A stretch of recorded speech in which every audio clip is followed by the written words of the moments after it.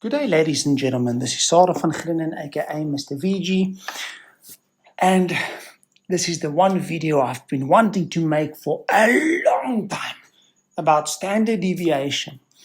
My experience of working with students from all over South Africa for many years have been that students don't understand the concept of what standard deviation is.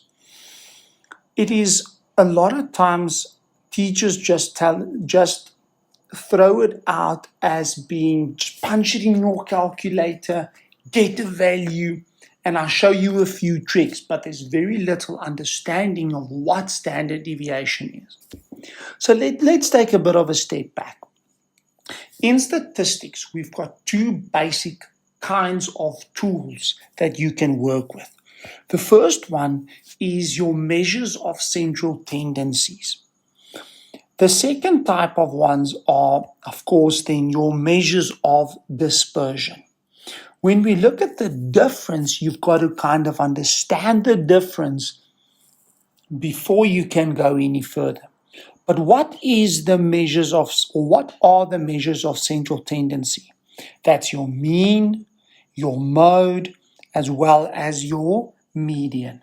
Remember, your mean is your expected value. If I pick someone at random, that is what I expect them to get. Mode, whatever occurs the most, whichever entry occurs the most. Works amazing when it comes to a spaza shop or a tuck shop. I want to know which chocolate sells the most. So it's useful. The median, 50% of your data is going to lie under that. Now, we've spoken a lot about the median and a little bit about the mean when we're talking about the OGIVEs, and we're talking about that. But there's an interesting link between mean and median that's going to come in the later video about skewness of graphs. But let's carry on to dispersion. Now, dispersion, there's three basic tools. There's the range, there's the interquartile range. Of course, I'm not going to list this one, but that's the semi-interquartile range. That is just taking your interquartile range, dividing it by 2. And then there is the standard deviation, which leads also, interestingly enough, to variance, which is exactly just standard deviation squared. But what is the difference? Central tendencies is the expected values of the data set. In other words, kind of in the middle of the data set, because that is where we expect the majority of the people to be. We don't expect them to be on the ends. Dispersion, on the other hand, is about the spread of the data, but also about the consistency. How consistent is someone at getting close to the middle of your data set? So getting close to the mean or the median or even the mode. So let's explore the dispersion and the mean, because those two is what we are going to look at. So what is standard deviation? That's the big question, because that's what this video is actually all about. Now, standard deviation, ladies and gents, is actually how far the average point or entry lies from the mean. Let that sink in. If I've got the mean, how far above or below the mean is your average point? So when I look at this, I'm talking about the mean. So first of all, the standard deviation has got to do with the mean. So if I draw my mean like that, now I'm just doing it on the on the horizontal axis. You could do it vertically as well, but let's not mix it up for now. So if I take the mean and I take one standard deviation to the right, and I take one standard deviation to the left, I've basically got this barrier that is formed. Now, it's not an impenetrable barrier, but it is a barrier that tells me where the majority of the data lies between. That is basically what the standard deviation tells me.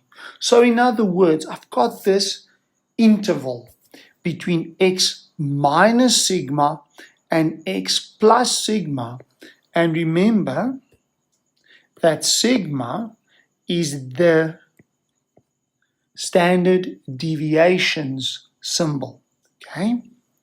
So when I look at this, ladies and gentlemen, interestingly enough, when we talk about normal distributions, now I'm not going to go into what is a normal distribution, etc., etc., etc., but a lot of big data sets, we like to be normal, where there's the majority of the data in the middle, and then it kind of tapers out to the end.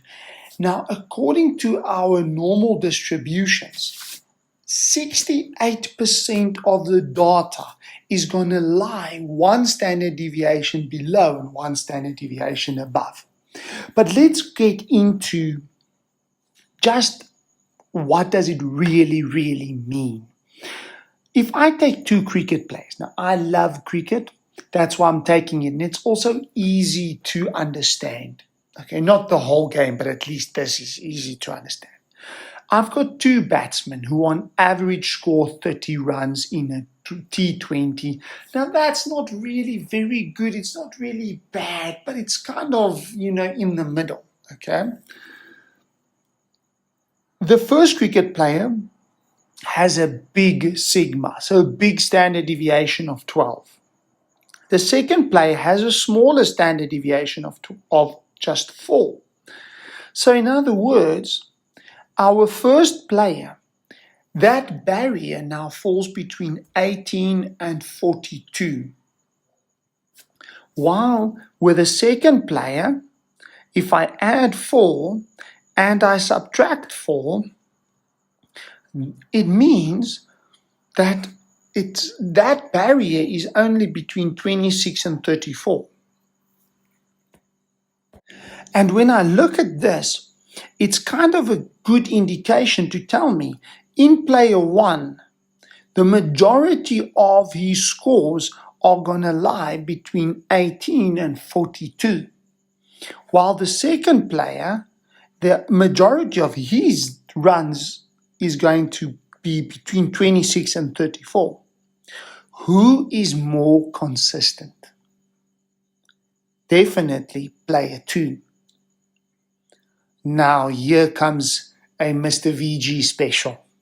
Which player would you like in your team? I say both. Your player 1, yes, he's more erratic. He's a bit more all over the place. But when he's good, he's really good. He scores really good runs. Okay, the next few games he sucks. But then he scores big runs again. The second player you want to put in the team because they're always scoring runs. So it's not one or the other. You can have either. So when we look at this, ladies and gentlemen, it is very crucial that you first of all understand now standard deviation, which is all about consistency. I hope that you enjoyed this video and that you now understand that sigma and the mean is tied directly into one another. So in our next video, ladies and gentlemen, we are going to look at how do I actually calculate sigma. Okay, that's a very important thing because even though it doesn't come up often, in the past year or two, actually, in a matric final paper, they have asked a question where you needed the formula. So tune in our next video, which is about how to calculate the standard deviation. So this is Mr. VG signing out. Have a gorgeous and amazing rest of your day. Salah Sintle. That's the right Swana greeting. Salah Sintle. Keep well. Cheers.